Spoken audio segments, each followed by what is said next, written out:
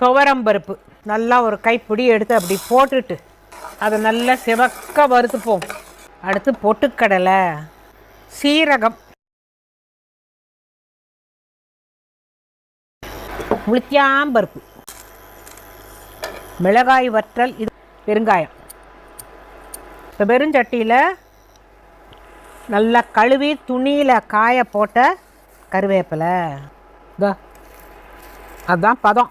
இப்போ அது ஆறவும் அதுகளோட சேர்த்து போட்டு நல்லா பொடிச்சு எடுத்து வச்சு வாரத்தில் 2 நாள் நீங்கள் சாப்பிட்டீங்கன்னா இளமை குன்றாமல் இருக்கலாம். இந்த கருவேப்பிலை பொடியும் செஞ்சு சோத்தில் தான் போட்டு சாப்பிட்ணுங்கிறது இல்லை.